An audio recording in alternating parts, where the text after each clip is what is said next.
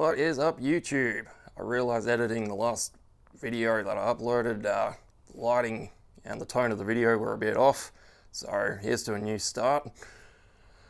This morning, it's the last morning I get to spend with the G3, as we're going to go pick up the VB WRX at about 10 o'clock today.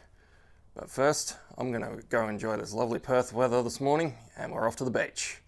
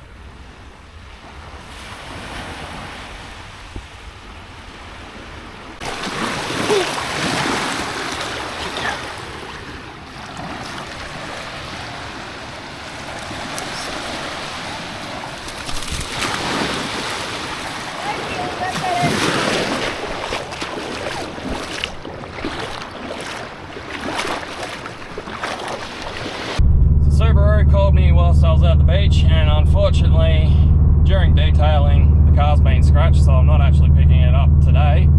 Still going into Subaru, and hopefully they're saying they're organising a loaner car, but it's going to be another day or two before I actually pick up my brand new VB.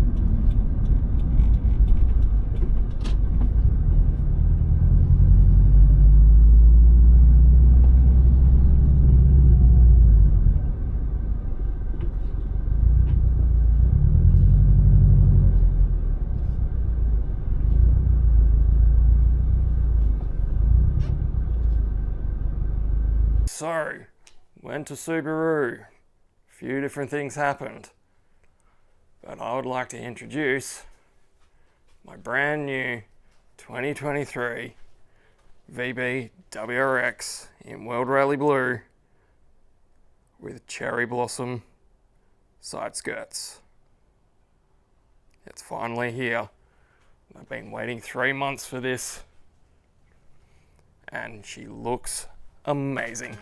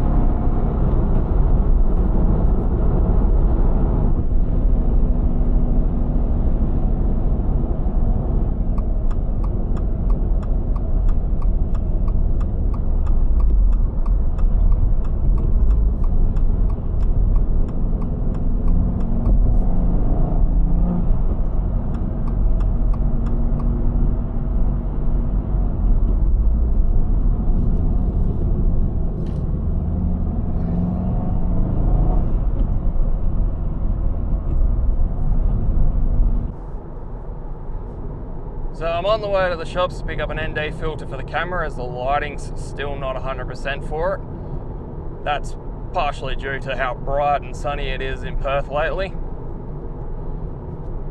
but I'm doing it in the VB WRX. So the story was, got a call from Subaru yesterday saying when they were doing detailing, they discovered a few paint chips on the front bumper. I still went to Subaru to sort out all the paperwork and square it away.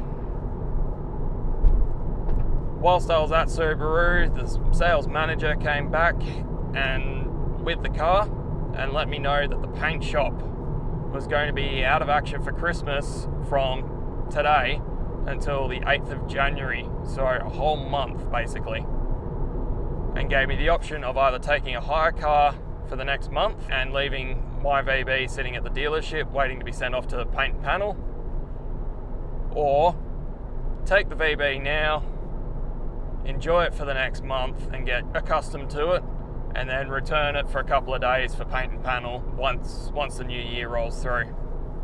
Obviously, why would I turn down taking my brand new car, even with a little bit of paint damage? Nothing major, and I know it's going to be fixed in the near future. I've had the car just over 24 hours now, and all I can say is I'm absolutely in love with it. The FA24 motor loves to rev, even in stock form, so give it a couple of years once this thing's fully tuned and it'll be amazing. First impressions of the car.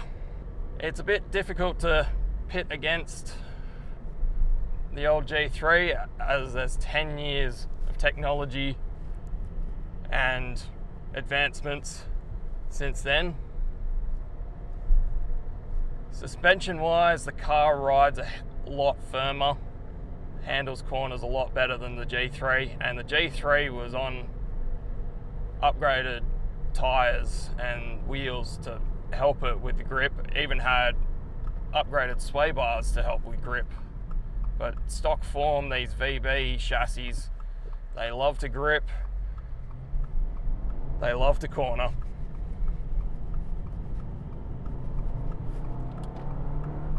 And they love to accelerate.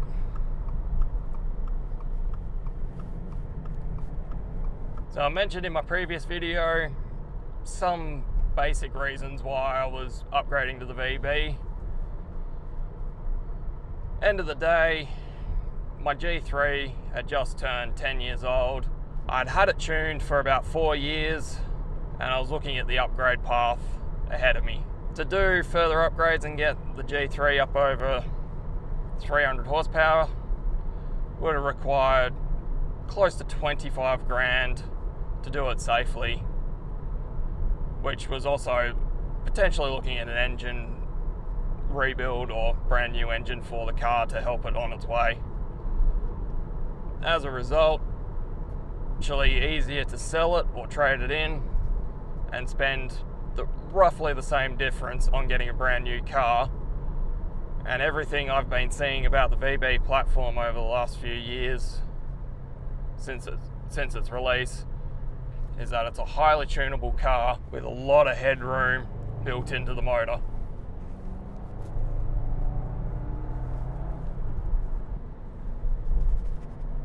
As far as pros and cons are concerned, I haven't really come across too many cons. There's nothing that I'm really unhappy about with the car so far. I'm sure as time goes on there'll be some minor things that irk me, but as an overall platform, absolutely loving it. Thought I was going to be unhappy having electric power steering, but I'm finding that to be one of my favorite aspects of the car. It's handling extremely well. Infotainment system's pretty damn good as well. A few minor issues with Android Auto, but that's my choice for having an Android. So let's talk upgrades and what I'm planning to do with the car. Obviously, my last car had a bit of work done to it and nothing's changed. I will be upgrading, changing the car cosmetically and eventually tuning the VB. Now to start with, most of the changes are going to be cosmetic. I have near on 10 grand's worth of parts on order, with some already starting to turn up, and I'll show you those in a bit. But end of the day, I'm aiming for about 350 horsepower, which from everything I'm seeing is highly achievable with these VBs.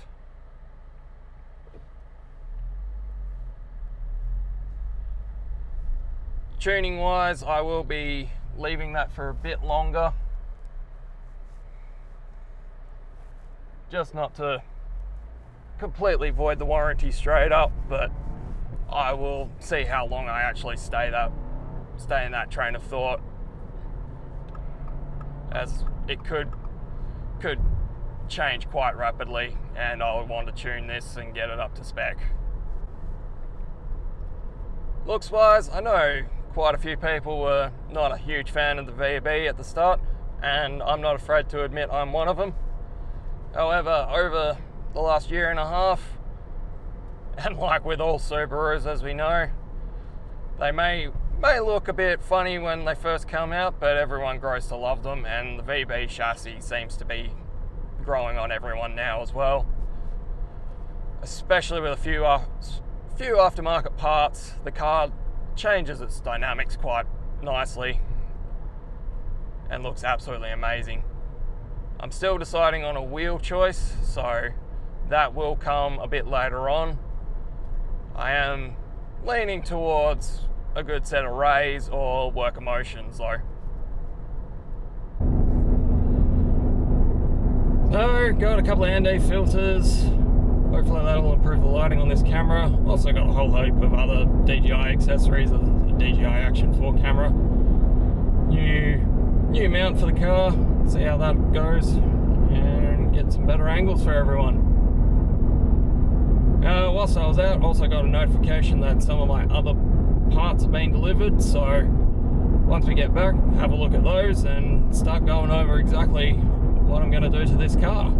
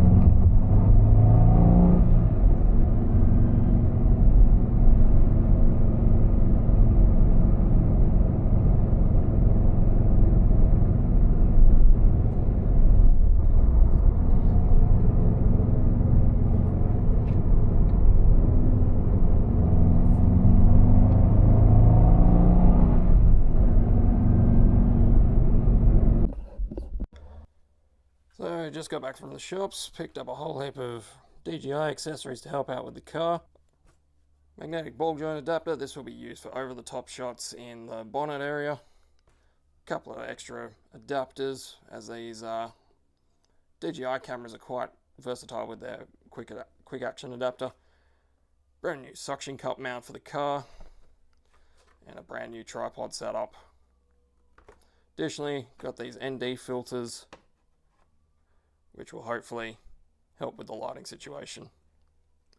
But the big news of whilst I was away is the first round of big equipment has come for the WRX.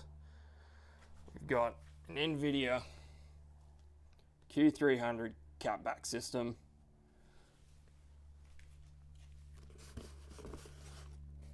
some pairing goodies, and I believe this should be my GFB blow-off valve. All of this thanks to Pro Speed Racing.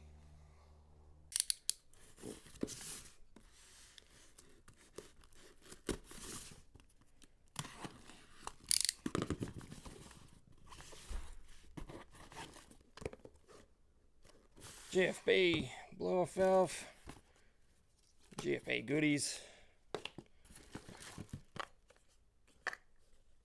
some bits from Pro Speed Racing, Nice little keychain.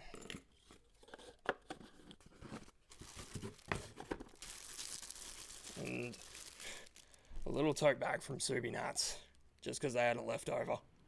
The GFB should just be, let's have a quick look here. This won't be going on the car just yet, but figured I'd do a quick unboxing. This is the new electronic diverter valve for the 2022 WRX. As the wastegate on the new WRXs are electronically controlled. This is just a nice little upgrade piece to improve reliability.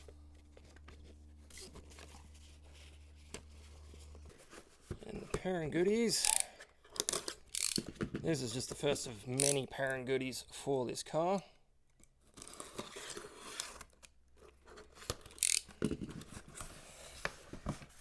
The usual pairing number plates, the instructions, and the kit.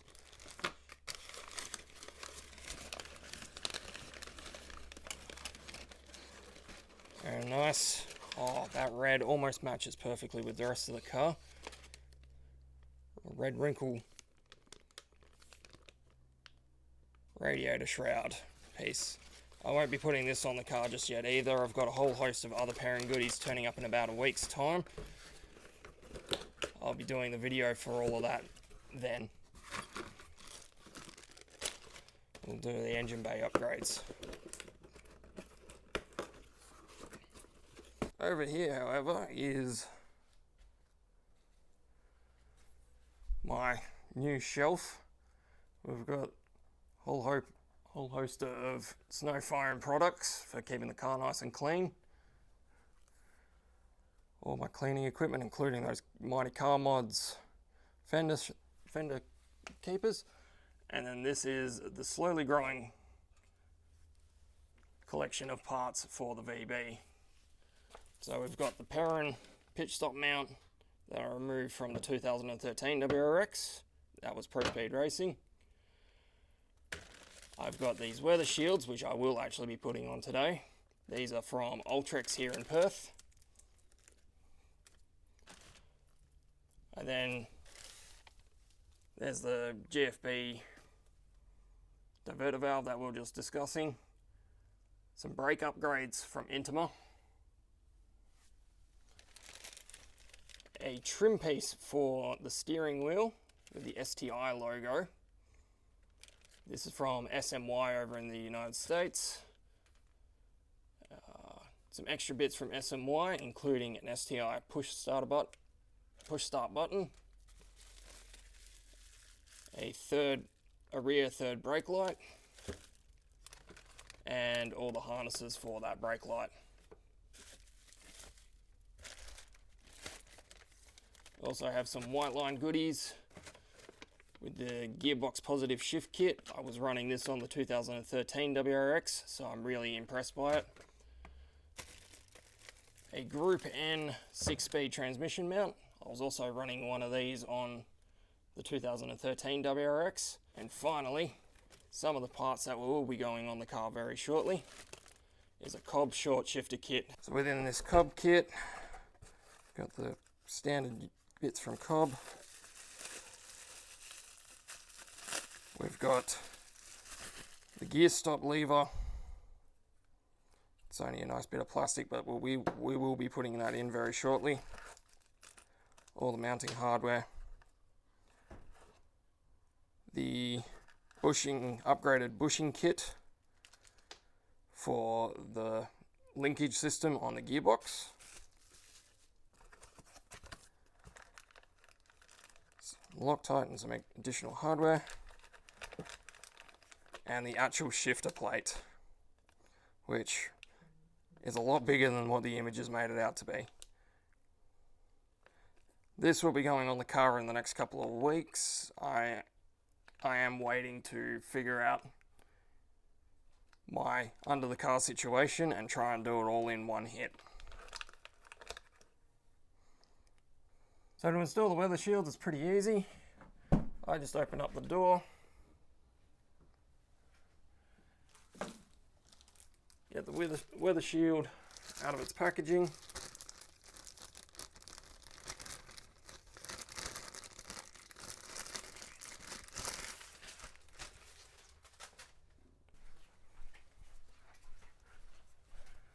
This already has 3M tape pre-applied, which is very helpful. Peel away that section.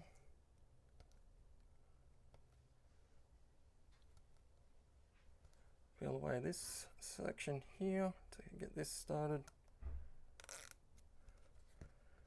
And this bit just here.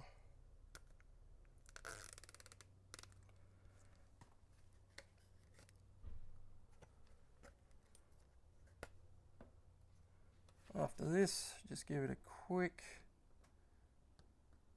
line up with the window.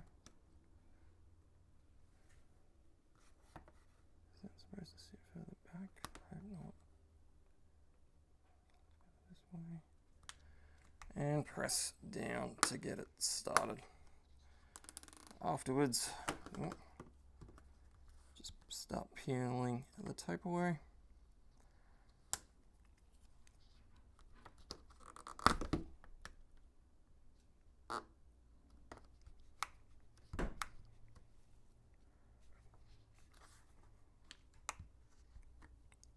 Start pulling along and lining it up as you go.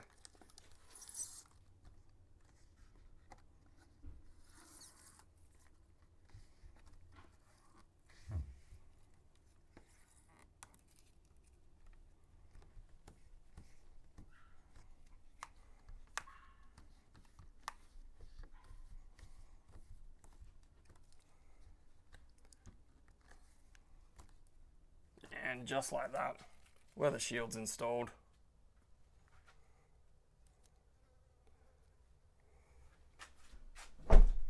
Sits flush with the door. Now it'll allow me to put the windows down slightly in this heat without too many issues. Now I'll get on to the other three and I'll show you the result. Alrighty, so we have all 4 weather shields installed along the car. We'll see how long the 3M tape holds up in the Perth heat at the moment, as they seem to be doing pretty well. My G3 had a set from Elite Garage. These ones are from Ultrex, which is a local company. So if I ever do need any, or if I have any issues, I can just go straight to Rob at Ultrex. So that's just the first of many, many mods to come on this car. Hope you can join me on this journey, and I'll see you in the next video.